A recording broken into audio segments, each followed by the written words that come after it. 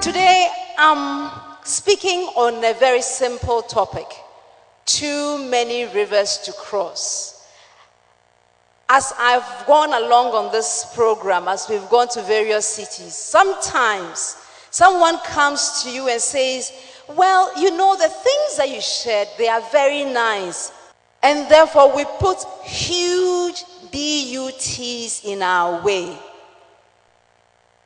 Today, I want to say that without us crossing any river, and especially crossing rivers that have crocodiles in them, as you can see in the picture above, we have no story to tell. I almost said we're worshiping. Yes, we are worshiping in this beautiful place. But I'm sure if we should ask Reverend Dixon to come and tell us the story behind the story of this place, we will realize they had many, many rivers to cross. Our life, we cannot decide that because there are crocodiles in the river, or the river looks so dangerous, we will not cross the river. There's no way by just standing by the side of the river, we'll find ourselves by some miracle at the other side of the river. We need to pay the price. The author says that you cannot cross a river by merely standing by the side of the river. We need to pay the price to cross that river to the other side. Text from this program comes from two main texts, Defying All Odds, and then also the 5-talent mentality. Those are things that we have, books that we have written, and they are out there. I would like to say that every single one of us, everyone, we have a mountain to climb. Depending on what we want to achieve in our lives, we have some race to run. And we can decide whether the dreams that we have in our minds, we want to pursue it or not. No one can say it. And therefore, the extent of our dream will determine the extent of our preparation.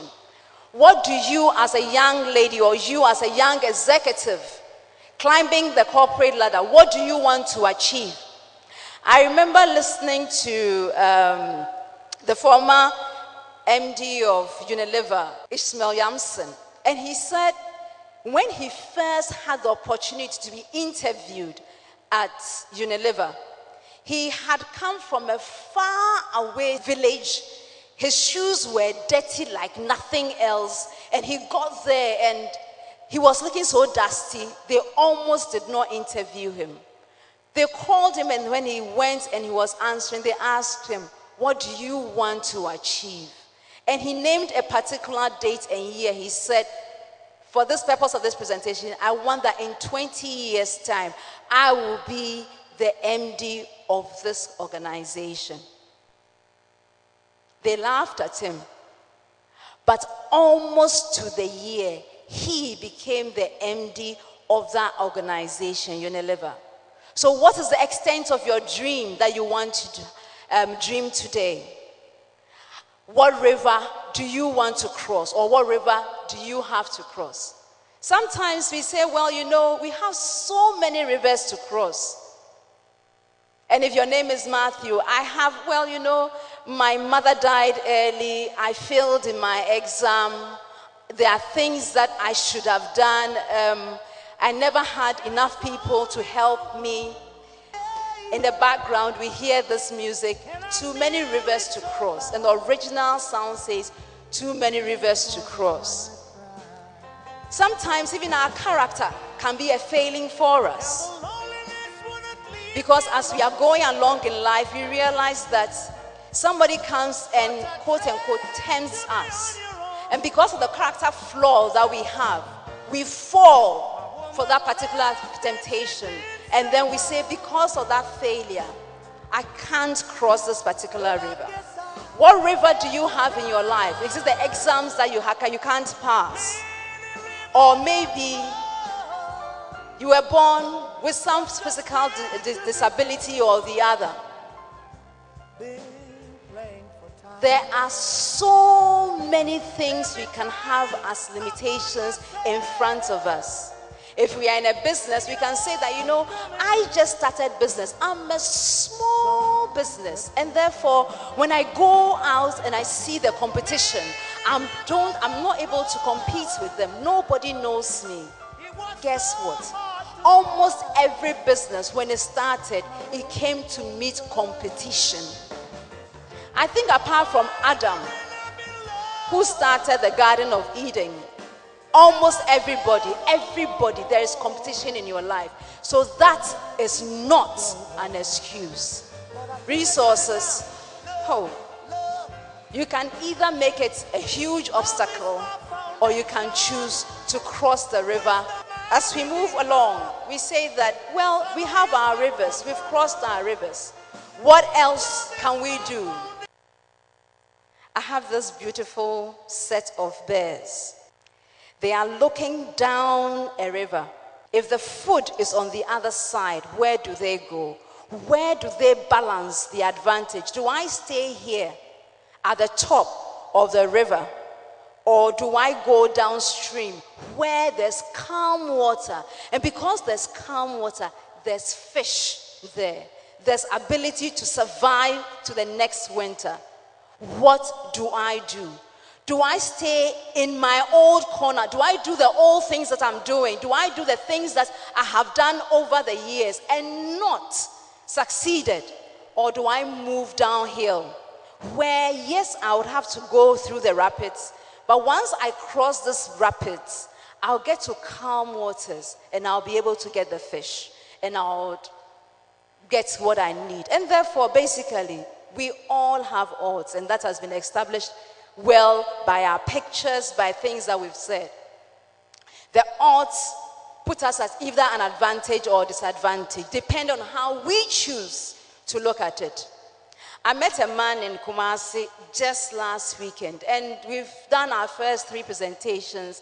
People are all charged. I was speaking to some young man that I had met earlier when he was an infant sperm, and he was then running a little business. And he was telling me how his business that he started in secondary school had grown, and now he had catalog, and I was rejoicing with him and challenging him to do even more things. Then this man comes and says, sometimes when I do my business, I have this problem. And so I said, so why don't you look at it this way? Okay, but when I look at it this way, I get this problem as well. And I said, so what about this other way? Okay, every time we solve one problem, he came up with 4 other problems. And unfortunately, these young gentlemen were standing by me. And so at a time, the next time he came up with a problem, they said, these are young people. And this person was about late, getting to his 40s. And so the young people were like, why can't you see that you can change a seeming disadvantage to an advantage by changing your outlook on how you look at it? We say that you need to have both an accelerator and brakes into the future that you want to get to. Therefore, don't just say that I have obstacles. See how those obstacles are acting as a brake, and see where you need to leverage the accelerator by passing around the obstacle to get to where you want to go. The first obstacle that sometimes we face is the force of gravity, or what we call environmental factors. In our environment, X. And for me, I come from a poor family. For me, I do this, I do that. And therefore, we keep on citing things that are happening within our environment that cannot help us. Our oil is not refined, and therefore we send everything abroad. If we have the gravitational pull where we are saying that, well, you know what, I am doing this, but I can't do this because of this. The only thing I can tell you, law of nature, if you want to counteract the force that is pulling you, you must push in an even greater force to be able to counteract the force of the gravity that is pulling you. Where are you coming from? They said that when you go to a house and you have two dogs chasing you, if you have a small, tiny dog like this chasing you, you just go like this. But if you have a huge Alsatian following you, you have to run. So what is chasing you from where you are going? And that will determine the force that you have to put in to counteract and to run ahead of the competition. You can't afford to say that, well, you know what, things are hard and therefore I'll stay where I am. It is no longer an option, especially if you have come to partake in Springboard Roadshow. The second thing is the mystery of the unprecedented. Can anybody tell me what he or she sees in that picture? A bunch of camels, but you see where they are. They are in the eye of the needle. Is that possible? What is the biggest needle that you can have? Well, we could shrink the camels too, you know. They don't have to be real camels. They could be tiny camels that we put in the needle. That's me. I'm just thinking out of the box. Yeah. Biggest needle. I see you were saying something. Your imagination. My imagination. Your imagination. But actually, this is an artwork. They call this microsculpting. And I will tell you into the end who does this type of microsculpting. This is your needle that you use to sew your dress. And someone has been able to defy the odds and create an artwork where you have camels in the needle. He does things like the Statue of Liberty. He does different things, all in the eye of the needle. What have you faced that you think is unprecedented? Whenever you come across something that you think that I've never seen some of this before, always remember the eye of the needle. The person thought beyond his imagination and came up with this artwork. He has sold one artwork for $20 million. He is still alive. He's not dead. He's enjoying his millions now whilst he's alive. Microsculpting by Willard Wigan. Therefore, how do we say we have a mystery? How do I solve that mystery? How do I go beyond the things that are chasing me? Don't just be content with being average or people are doing, credit transfer. So you say, okay, let me also do credit transfer. That is good for me. You would live and you would also die. But you will not make a difference. This conference is calling us to excellence, to doing things that are beyond unprecedented, the eye of the needle. Challenge yourself. Challenge yourself over and over and over again. That gentleman, when he first started, he said he saw some ants going about. He said, these ants must have somewhere to sleep.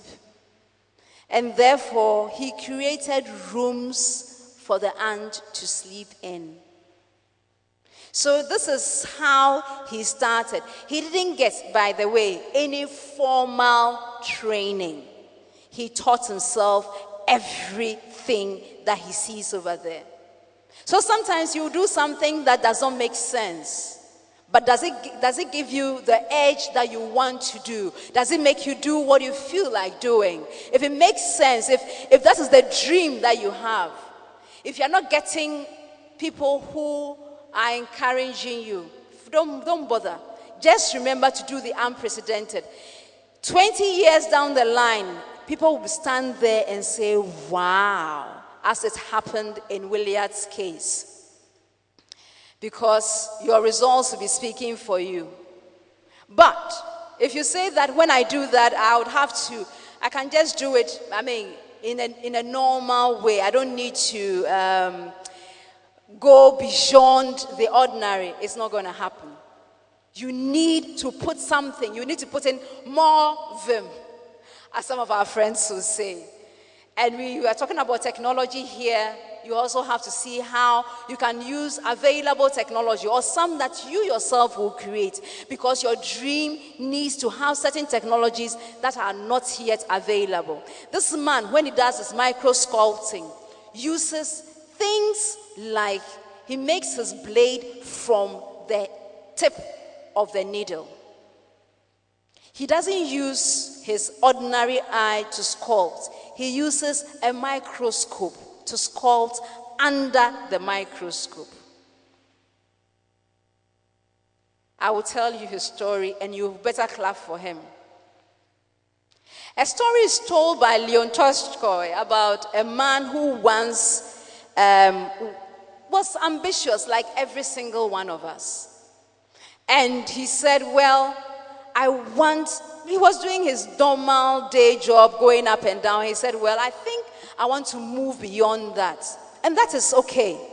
Because you were working for somebody and you decide that I want to work for myself. What choices will you make in your quest to achieve greatness? So much so that you would disregard all laid down or things that would make you human and say, I have to grow for that. In your quest for your glory, how corrupt will you turn out to be? What would you do so that you'll be able to achieve what you need to do? Guess what? Nowadays, corruption is all over the place, so why can't I also be corrupt? You can't do that. How much land do you need? In your quest to climb every mountain and do everything you have to do, be aware of the silent killers, like the wrong associations, like the choices that you make, like being unaware of certain implications of things that you do. For instance, there's no way if you are late for a flight, they'll wait for you. The flight will leave you. And therefore, what choices are you making in your life that are inimical to your progress? And then the one that we like most, something has gone wrong. Oh, Lord, why me? We do make mistakes in life, and that is guaranteed. But when we make those mistakes, let's learn from them. If there's anybody here who has not made any mistake in life, please raise your hand. Oh, you've all made mistakes before. We've all made mistakes before. And therefore, don't be afraid to make mistakes. But when you do make the mistake, learn from those mistakes. Kairos moments that it was unsolicited for, but all you realize that you were in the presence or you had an opportunity. When those opportunities come your way, don't disregard them, because they let you move from one level to the other. Learn from your things that come, and then take your timing, your things that come your way that lead you to your destiny. Somebody that you meet, the person gives you a call, the person says that, oh, give me a call at the end of the week. And you say, okay. But then what happens? Sometimes you forget. And then you see the person 20 years later. Oh, I forgot to call you. The person could have opened the door to you in Silicon Valley. Or sometimes even calling the person after the person has talked to you to say, thank you for giving me that opportunity to even shake your hand. It was such a privilege to meet you. And you don't do that. The person forgets you. and the door that could have opened to you is disregarded. Finally, in every season, we have our times, we have our lows, and we have our downs. When it's the low season, recognize that this is the season for this. There's also the sowing time. So when you're supposed to be learning, don't say, well, it's time to go and jam. It's not time to go and jam. It's time to go and learn. When it's time for you to pour in all the profits, resow the profits from your business, and you decide that, look, since I've made 10 cities profit, why don't I go and buy the latest car and buy the latest shoe? There's time for that. Now is not the time. And therefore, know when you're in your sowing season, when you're in your reaping season, when it's high tide, when it's low tide, and work with that. And as you do that, you'll be able to travel the odds that come your way. We have coming up Joseph, classic case of Joseph and Potiphar's wife. What would you do in your desire to get to the top? Somebody says, oh, you are very, very handsome. My husband is the lord of this place. He's in Pharaoh's palace. If you want a job in Pharaoh's palace, I can talk to him to open the doors. Every now and then, when I happen to glance at an African movie, sometimes you see it's playing out where the madam is pulling a man, and 9 out of 10, though I don't watch many, but as many as I have seen, the guy falls for the lady. What will you do in your desire to get to the top? What will you do in your desire to ride in the latest Range Rover or Beruti or whatever latest gizmo that is available? What will you do, young ladies? What will you do, young gentlemen?